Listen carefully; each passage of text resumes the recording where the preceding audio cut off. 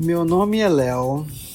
Eu criei esse podcast para desabafar com a minha esposa. E é isso. Meu nome é Luma. Eu sou professora de inglês. Também sou pedagoga. E eu gosto muito de explicar coisas.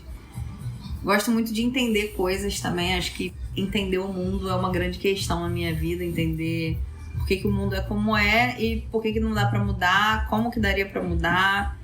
E, sei lá, falar com as pessoas sobre isso. E eu aceitei participar desse podcast porque o meu marido está há anos me pedindo para fazer um podcast. E embora a gente não more mais no Brasil, a gente mora em Londres, no berço do capitalismo, a gente não se desvincula, né, do nosso país, das questões do país. E acho que é bom ter mais um espaço para poder desabafar, falar sobre isso, enfim, trazer algumas reflexões que as pessoas podem querer ouvir, né, ou falar também. Então é por isso que estamos aqui hoje. Bom, no episódio de hoje a gente vai falar um pouco sobre uma declaração eugenista do governador de Minas Gerais, Romeu Zema, agora candidato à presidência da República do Brasil para as eleições de 2026.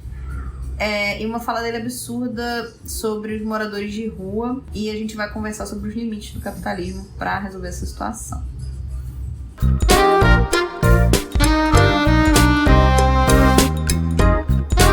Diz aí, amor. Cara, como estudante de arquitetura da Anhanguera de Niterói, eu tive um propósito de fazer O tema do meu TCC era fazer uma pesquisa sobre um abrigo para pessoas em situação de rua ideal. Foi esse o tema, né? Então, eu tinha vários preconceitos na minha cabeça.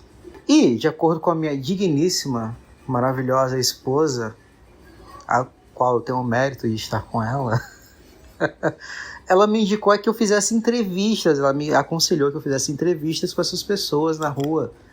Porque, antes disso, eu tinha um pré-projeto que eu tinha conversado com o meu professor e eu apresentei algumas coisas para esse meu professor e não ficou muito bom. Eu realmente também não fiquei muito feliz com o meu projeto. Posso fazer uma interrupção? Pode, faça. Que eu me lembro que você chegou a fazer um render com como você pensava, e aí você me mostrou e eu falei, pô, cara, eu achei muito imponente, assim, não sei se as pessoas em situação de rua se sentiram confortáveis, porque quando eu, que sou pobre, entro num lugar muito imponente, eu já fico me sentindo tão inferior, eu acho que de repente as pessoas podem não querer ficar nesse lugar. E aí você falou, cara, você tem razão.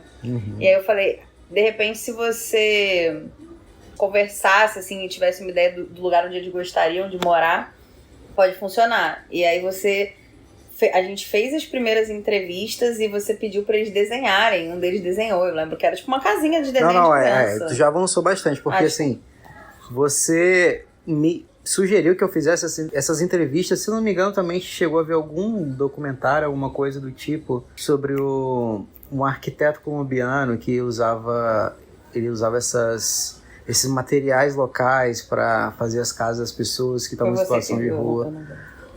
E eu lembro que ele também conversou com as pessoas em situação de rua para poder levantar essas construções e tal, para que ficasse uma coisa mais condizente com o ambiente e também condizente com a realidade daquelas pessoas. E você me veio com essa proposta de fazer as entrevistas. E quando eu fiz, e foi algo muito difícil para mim, porque assim, eu sou um cara muito tímido, reservado. Abordar pessoas na rua para mim é algo meio difícil. Mas eu trabalhava numa construtora no centro do Rio de Janeiro. Na hora do meu almoço eu peguei um caderninho, desci ali na Rio Branco e resolvi abordar as pessoas em situação de rua. Claro, eu comprei alguns snacks, alguns salgadinhos, algumas comidas e tal. Conversava com as pessoas, oferecia aquelas comidas, né? E elas aceitavam conversar comigo. Ofereci refeição também. E resolvi conversar, eles resolveram compartilhar comigo a situação deles e eu expliquei o que eu estava fazendo, que era um projeto de uma faculdade, eles entenderam super bem e foram muito solícitos comigo. E essa interação humana com pessoas em situação de rua, inicial já abriu minha cabeça, a gente estava estabelecendo uma conexão ali. E a partir do momento que eu fazia as perguntas que eu tinha, que até você me ajudou a elaborar essas perguntas, eu fazia essas perguntas para eles e eles iam me respondendo, tipo, porque eles tinham decidido de maneira geral a morar na rua, o que ocasionou, como ele se sentia morando na rua, como ele sentia que as pessoas, o que ele achava que as pessoas sentiam ao olhar para ele morando na rua.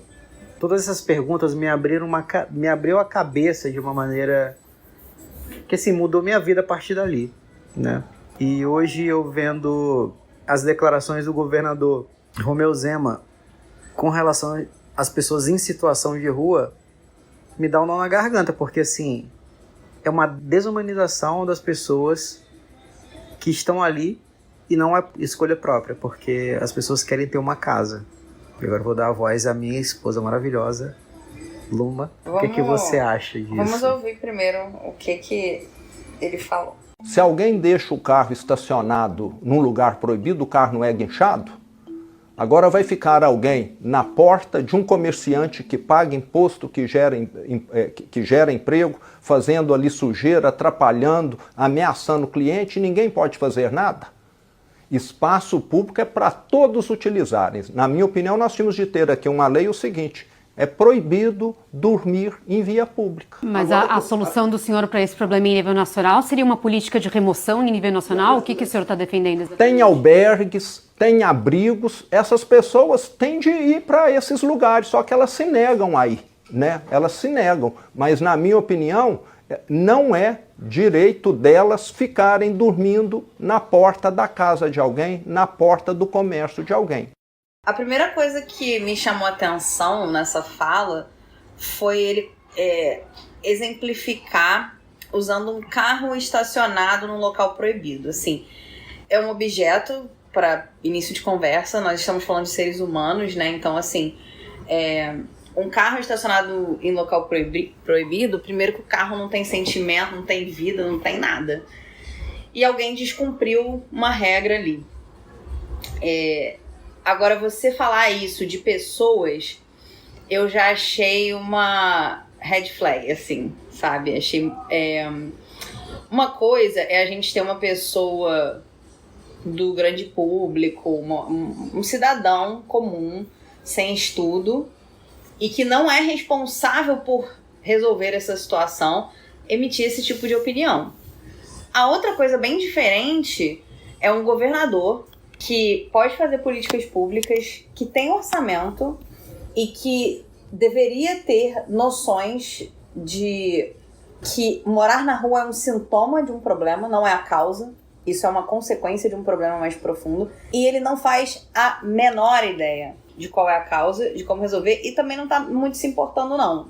A segunda coisa que chamou minha atenção é quando ele fala sobre ficar na porta do contribuinte, né? Ou seja, se você paga imposto, se você contribui de alguma maneira para o capitalismo, aí sim você merece ser visto como gente e você tem direitos.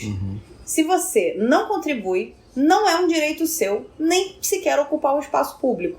Eu entendo dessa maneira, assim, bem eugenista mesmo. Então, desumanizou as pessoas em situação de rua sem dó nem piedade, como se fosse, vocês são um grande inconveniente. Eu acho que essa é uma característica bem fundamental, né, do neoliberalismo, que o problema é seu. Se você tá morando na rua, se você não tem onde morar, se você não tem emprego, se você não é contribuinte, foda-se você. Outra coisa que chamou minha atenção... Cara, muitas coisas chamaram a minha atenção nessa fala, mas assim... A falta de proposta, né? Porque você falar, eu acho que tinha que ter uma lei, então você vai direcionar recurso público para que haja uma fiscalização e uma remoção das pessoas desse lugar público, sem você ter uma porra de uma proposta e sem você analisar, porque se existem albergues e as pessoas não estão dormindo, o que me deixa, assim, de queixo caído você não se deu o trabalho de procurar saber por que essas pessoas não querem ficar nos albergues, assim, porque... Voltando agora para a sua história, você fez um TCC e você, em uma conversa com um indivíduo, você já sabia por que ele não queria ficar nos albergues. O Romeu Zema não se deu esse trabalho. E ele não precisava ir diretamente, ele mesmo, embora ele poderia fazer um fotão e ficar divulgando que ele gosta de pobre, mas não é o caso, ele não faz nem questão de fingir, nem para uma campanha presidencial. Ele não se deu o trabalho de pesquisar no Google por que essa estratégia não dá certo, né? Quais são os problemas desses albergues, por que as pessoas em situação de rua preferem ficar na rua do que ir para os albergues. Então, assim, me chocou em muitos níveis. E eu já sabia também, isso é um ponto importante, que quando ele fala isso vai ter um apelo popular para a camada mais alienada politicamente da população, que é a grande maioria, vamos combinar. Por quê? Porque as pessoas ficam putas, porra. Você tá num restaurante, na hora que você tá lá, num restaurante maneiro, você quer ter uma experiência legal, você não tá preocupado com a desigualdade social, com o morador de rua. Você tá puto que esse cara tá ali, sem banho, te pedindo dinheiro, te pedindo comida. Então, as pessoas, é óbvio que elas vão concordar, porque elas não querem ser importunadas, porque eles fazem sujeira, blá, blá. Eu entendo uma pessoa alienada politicamente, uma pessoa, um cidadão comum, emitir esse tipo de opinião e concordar. É uma opinião enraizada na sociedade, né? E a pessoa, tipo assim, ela não vai querer saber a porra da causa, porque ela não pode fazer nada pra mudar aquilo. Mas isso partir de um governador é uma coisa que, assim, eu acho que é cruel em muitos níveis, porque ele sabe que isso vai ter apelo popular, as pessoas vão falar, pô, mas ele tá certo, como eu vi vários comentários dizendo, mas ele tem razão, eu concordo com ele. E é claro que isso já era esperado. Só que, assim, se você não vai na causa do problema, né? Eu vou dar uma rápida analogia. Quando eu tava no ensino médio, tinha uma professora de redação, a Cláudia, que ela, obviamente, corrigia a redação. Ela era professora de redação. E ela tava contando pra gente, isso eu tava no primeiro ano do ensino médio. Primeiro ou no segundo, não lembro.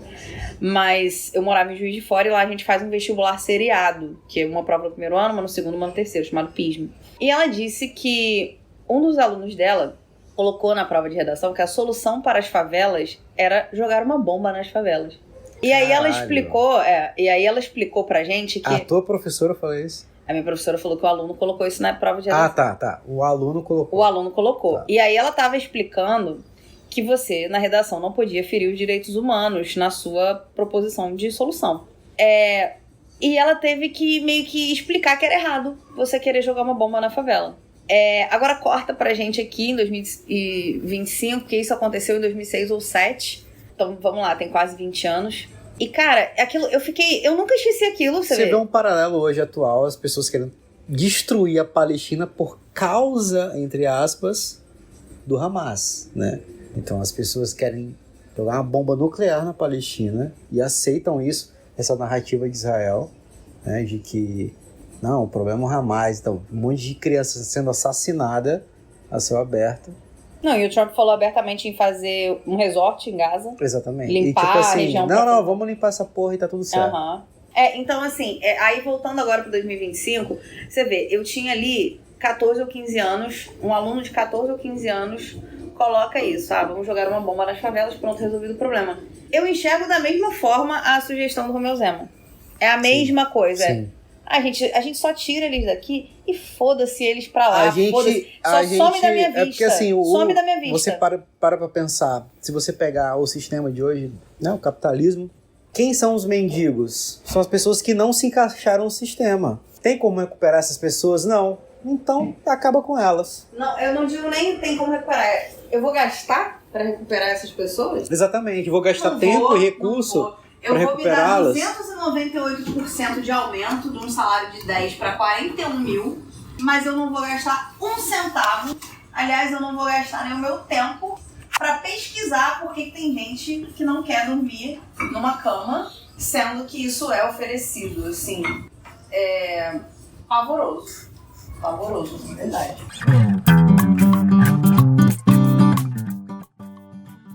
Vamos voltar no que concerne o meu TCC.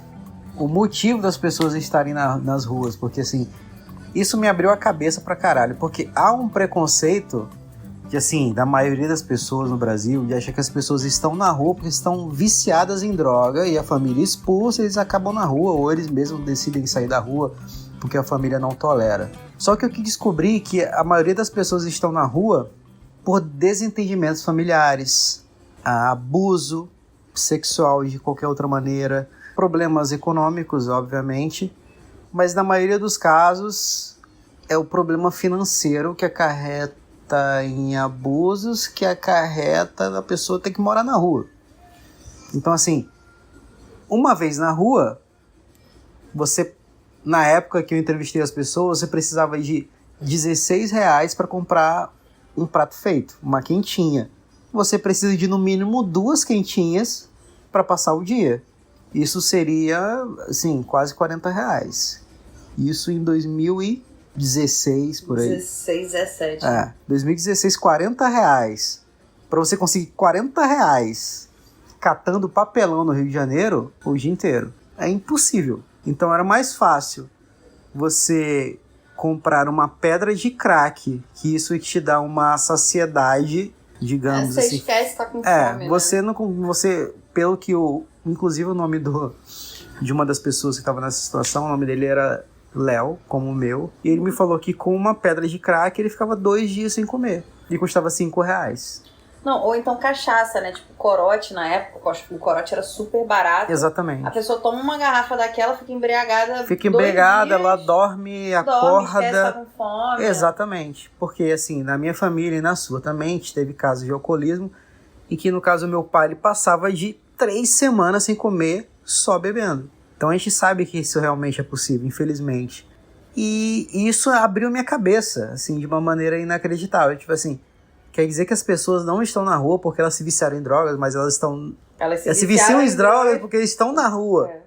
Entendeu? Isso, assim, cara, isso mudou a minha perspectiva de uma maneira que eu não consigo... É impossível voltar atrás. Uma vez que você conhece a verdade, você não consegue dar um passo atrás, né? O que você acha disso?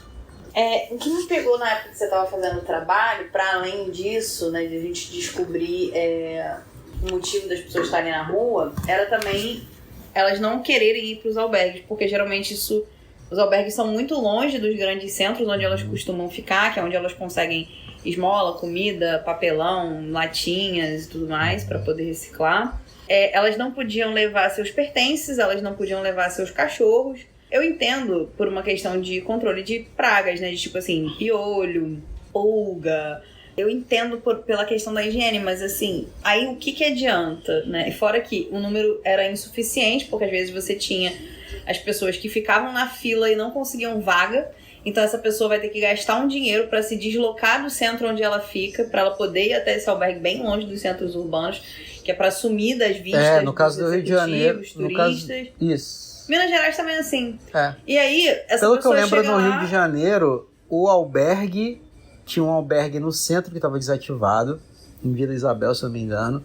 E tinha um albergue lá em Santa Cruz, que assim, para quem conhece o Rio de Janeiro, é muito longe do Rio de Janeiro. É quase outra cidade. E as pessoas que estão em situação de rua... Outra parada que eu fiquei sabendo, tipo assim, eles não gostam, obviamente, de serem chamados de moradores de rua, como se fosse uma situação definitiva. Para eles, é uma situação temporária.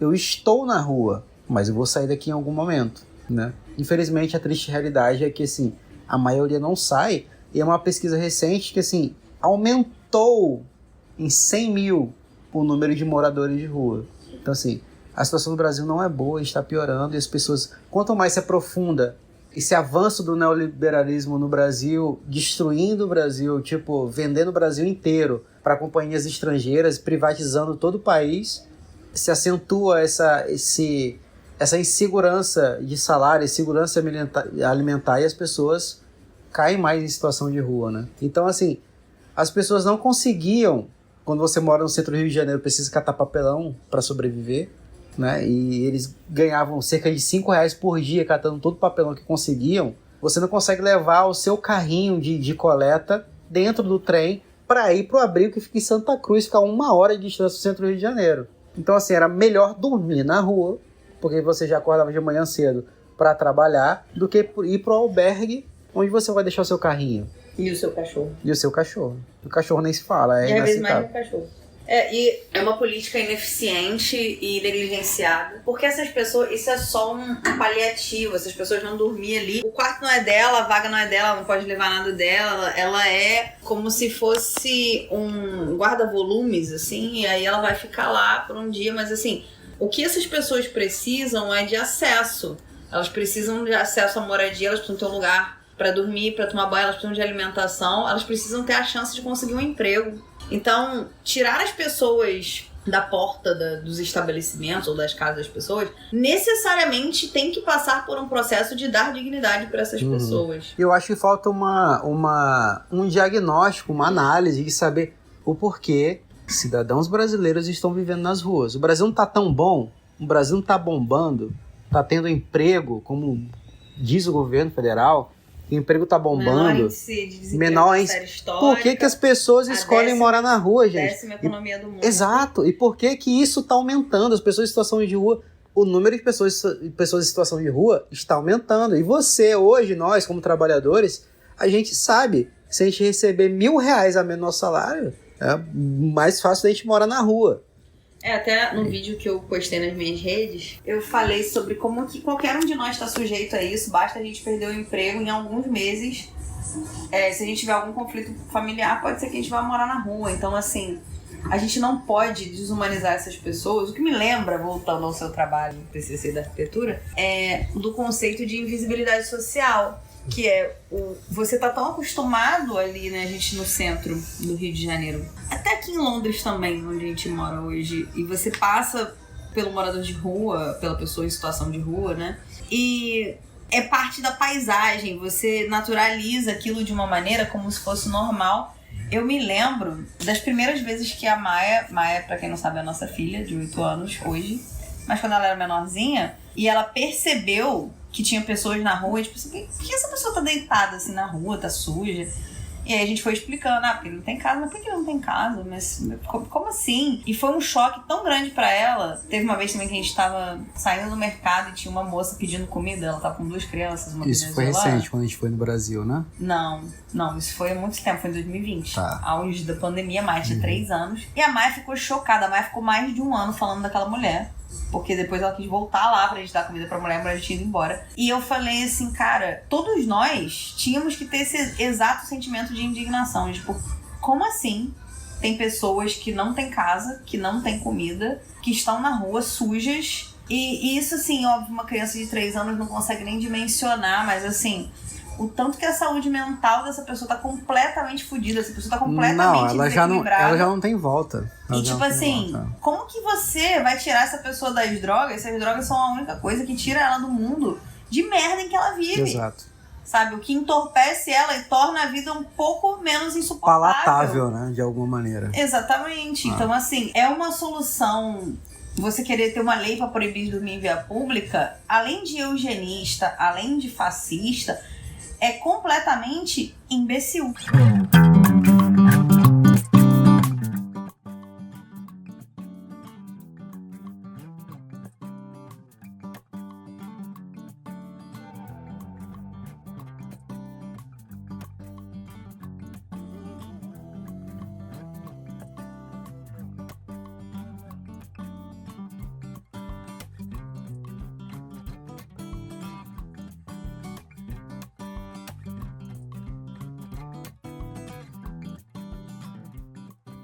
Agora, o que a gente pode falar com relação o que eu vejo muito na política atual, e eu nem vou falar assim, política de extrema-direita, política de esquerda, porque assim, gente, a verdade é que a gente vive uma política neoliberal e não há um planejamento que vá na raiz dos problemas que a gente vive hoje.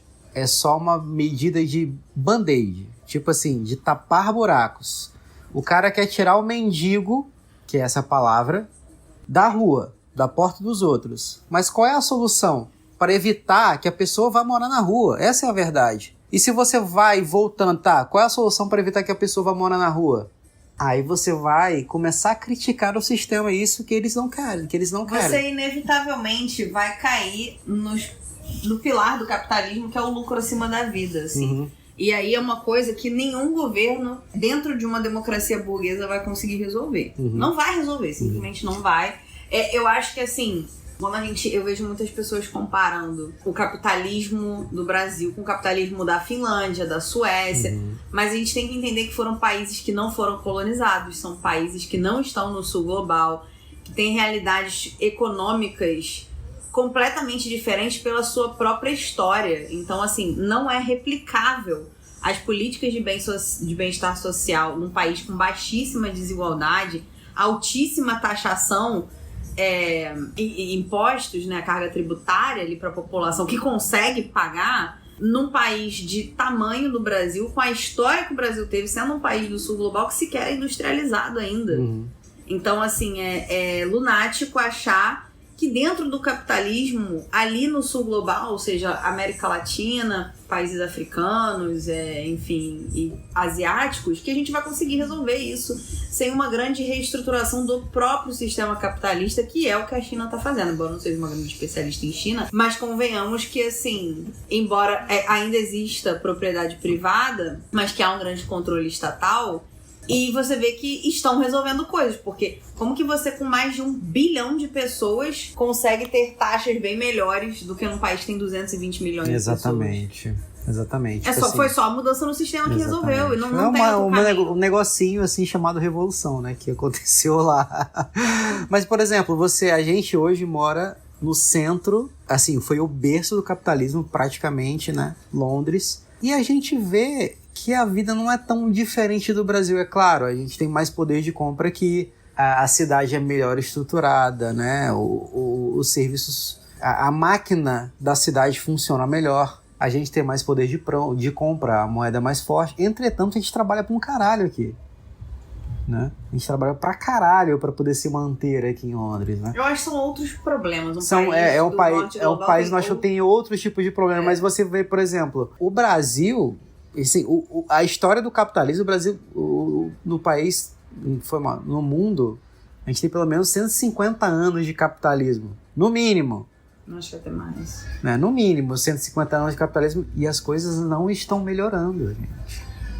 Na verdade, elas estão melhorando bastante para a camada que está no topo. Exato, né? mas para quem está se fudendo... A gente tem que lembrar que 1% da população mundial tem mais dinheiro do que as 99% combinadas, que é a classe trabalhadora. Então, assim, tem pessoas se dando muitíssimo bem nesse sistema. E spoiler, não somos nós. Não somos nós. E a gente não vê esses caras, né? A gente não sabe quem eles são de verdade. Tem alguns que se destacam aí, que estão na mídia, por exemplo, já morreu, nós. Steve Jobs, o cara da Microsoft, o Bill Gates, o idiota do Elon Musk e o cara agora do ChatGPT, o Mark Zuckerberg, mas assim, são cerca de 2.500 bilionários no mundo, e são esses caras que ditam as regras do mundo. Inclusive as guerras que estão acontecendo hoje no Oriente Médio, né, na Israel e tudo mais. Guerras coloniais, neocoloniais. São guerras coloniais, guerras entre bilionários.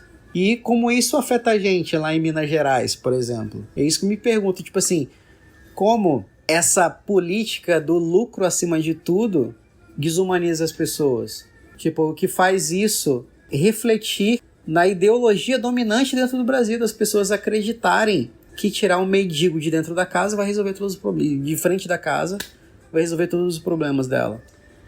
E a vida tá tão fodida pra classe trabalhadora de uma maneira geral, né, que o cidadão comum, ele tá tipo assim, irmão, foda-se, eu não quero saber, eu só quero ter o direito de chegar na minha casa tranquilo, ninguém me rouba nada, ninguém ameaça meus filhos. Porque isso não é também um papel.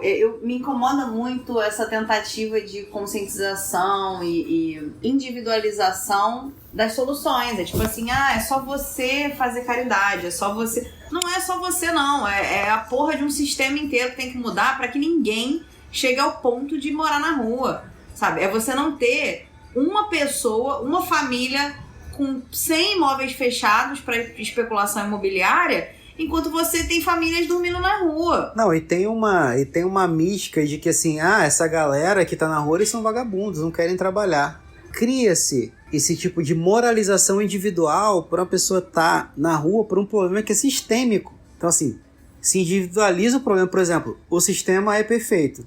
Se ele deu errado, é problema das pessoas. Mas não é a verdade, porque assim, como é que pode que nesse sistema tem 1% se dando bem pra caralho e 99% se fudendo? E tá piorando. As coisas estão piorando. Não há perspectiva de melhora. A verdade é essa. É porque essa galera não vai abrir mão de nenhum privilégio, assim.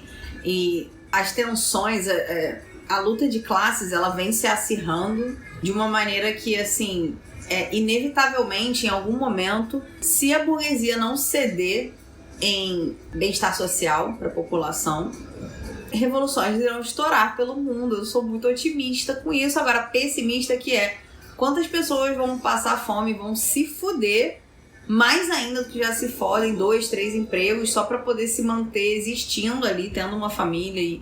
Enfim, e isso também tira muito tempo das pessoas de pensar, de analisar a merda em que nós estamos, de encontrar o culpado e de fazer alguma coisa sobre isso, porque estamos todos muito ocupados tentando sobreviver. Mas eu acho que, assim, a gente caminha pro inevitável, que ou essa burguesia abre mão de alguns privilégios para dar para a classe trabalhadora direitos e qualidade de vida, e se não fizerem, como a gente tem visto que não estão dispostos a fazer, acho que as tensões vão aumentar de maneira irreversível, assim. O negócio é que a gente não tem uma fórmula mágica, não dá pra gente saber quanto tempo que muda pra se mudar um sistema, até porque a cadela do fascismo está sempre no cio, né? Então, o capitalismo liberal, né, é um fascismo de banho tomado enquanto pode. Porque a hora que não conseguirem mais, eles vão fazer uma puta de uma repressão de qualquer tentativa da população de sair dessa situação de merda que a gente se encontra. A verdade é que eles não querem abrir mão dos seus privilégios. E eles não querem abrir mão nem de uma unha, nem de uma lasca. Eles não querem... nem de um centavo. Eles não querem abrir mão de nada. Entretanto, a gente está vendo esses embates se acirrando. Uma penca de mobilizações acontecendo nos Estados Unidos, de rua, de pessoas se revoltando com o próprio sistema capitalista estadunidense, que seria o país da liberdade, uma grande farsa. As pessoas estão indo para as ruas, estão queimando carros, está todo mundo puto lá. E cadê o país da liberdade? A gente está vendo, assim, as maiores censuras absurdas que o Trump está cometendo dentro dos Estados Unidos. E aqui no Reino Unido também. Exato, as pessoas estão sendo presas por protestarem contra Israel. As pessoas estão indo para cadeia, né? A gente faz parte, tem visitado umas reuniões de uns coletivos e as pessoas estão indo presas por serem pró-Palestina, né? Então, assim, não há liberdade, é uma mentira isso. Tipo assim, onde tem um terrorista, do outro lado tem um salvador e vice-versa, entendeu? Assim, essa narrativa do terrorista é simplesmente uma narrativa para criar um inimigo, né? E eu acho que essa questão da escolha, né, é uma grande falácia do capitalismo, assim, né? Nem essas pessoas em situação de rua escolheram morar na rua, como quem mora em algum lugar e na frente da sua casa tem uma pessoa em situação de rua dormindo ali, cagando ali, sei lá, fazendo o que quer que seja inadequado. Essa pessoa também não tem a escolha, nem de tirá-la dali, nem de sair dali. A verdade é que nós não temos escolha, porque a escolha, ela depende de uma coisa concreta que todos nós conhecemos muito bem, chamada dinheiro. E se você não tem escolha.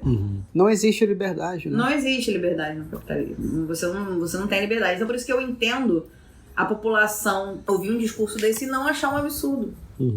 A população ouvir um discurso, nós vamos acabar com tudo isso que tá aí, e a galera fica tipo, pelo amor de Deus, sim. Não, e outra parada. Mas não sabe como acabar com o quê, quando, como você vai fazer, com que recurso, qual que é o seu plano, o que você vai botar no lugar, como você vai consertar. Isso aí a pessoa... Aí já não quero saber. E eu hoje... não tenho tempo de pensar nessa porra. Exatamente. Você é pago pra pensar nesta porra e resolver. Só que essa galera não está pensando e não vai pensar. Vai fazer algo o mais eugenista possível. Sei lá, vamos prender, vamos...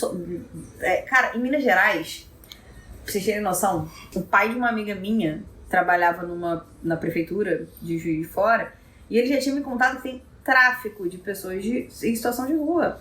As cidadezinhas pegam, coletam essas pessoas e levam para outro município e largam lá. E eles não podem resistir, entendeu? Eles têm que ir junto. Isso é simplesmente você fingir que aquele problema não existe. Não, nessa cidade aqui a gente não tem ninguém em situação de rua. Quando, na verdade, a causa do problema você não mexeu. Você só fez uma maquiagem ali. Essas pessoas continuam existindo, continuam em outro lugar, continuam sem casa, continuam sem recurso, continuam sem emprego. Mas isso partir de um governador que quer ser candidato à presidência da República e não sabe nem por onde começar E não ter vergonha de falar isso numa entrevista me chocou bastante. Eu não sei como, mas ainda me choca. Presidenciável, né? Ainda me choca. E se você parar pra pensar, não há hoje no Brasil esperança. Uma esperança de um Brasil melhor, na verdade. Porque assim, hoje em dia você trabalha em 2 empregos, não é pra você ir pra Disney, é pra você não ir pra rua. Pra sobreviver. É pra sobreviver, entendeu? Você trabalha em 2 empregos, é pra sobreviver. É pra poder pagar as contas. E se sobrar um dinheiro, tu comer um x-tudo. Porque assim, a realidade é a realidade da maioria esmagadora da população brasileira. Entendeu? Essa é a realidade. É tudo caro pra caralho. O país que exporta café pro mundo não dá café pra sua própria população. A gente tem que comprar borra de café torrado, galho, folha, pra sentir o aroma do café.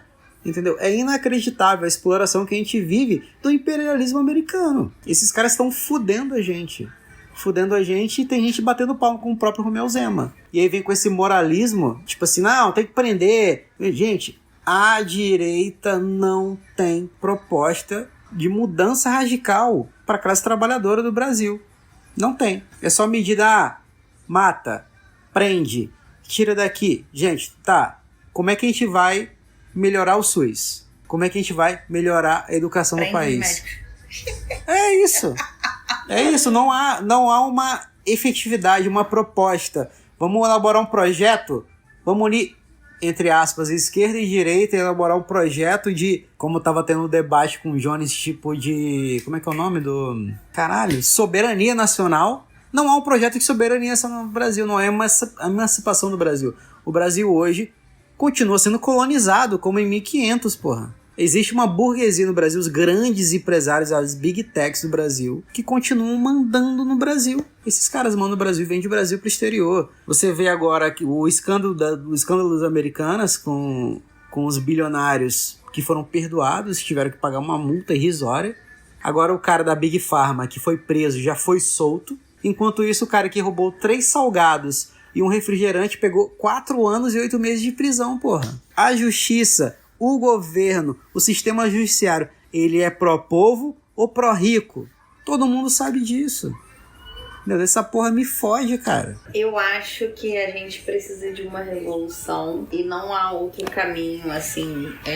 Acho que a gente pode, em outros episódios, falar sobre outras questões do capitalismo, mas a verdade é que não há esperança dentro do capitalismo. Isso é só um dos problemas, né? A questão da falta de moradia, alimentação, segurança, educação, emprego, é só uma questão, a saúde pública, enfim. Não é uma questão particular de nenhum governo. É claro que a gente tem governos que estão pouco se fudendo e os outros que estão se fudendo menos ainda do que os que estavam pouco se fudendo, mas assim, não é uma questão de boa vontade. Não é uma questão de tática, é uma questão sistemática. E eu acho que aí a gente pode explorar mais em outros episódios o porquê que não há esperança dentro do capitalismo. Então...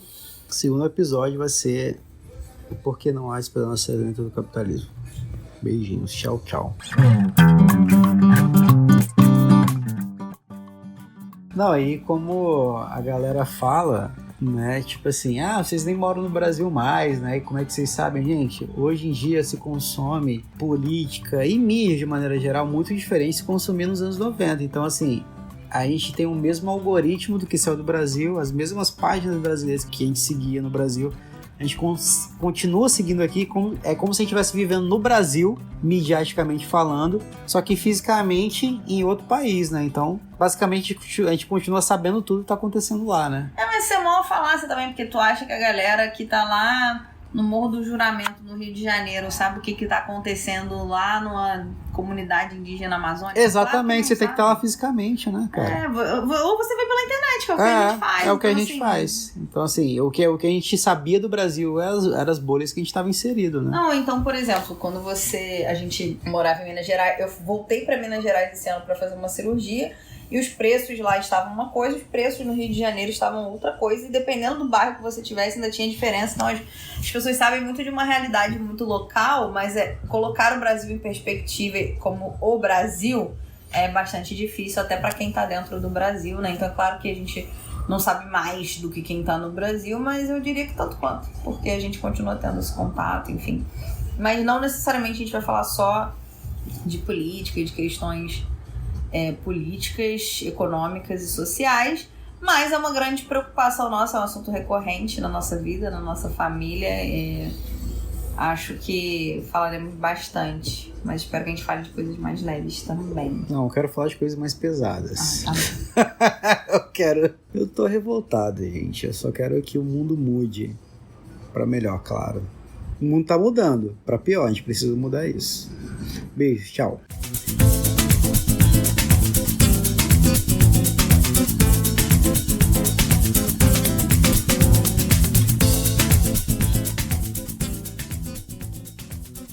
Diz aí, amor!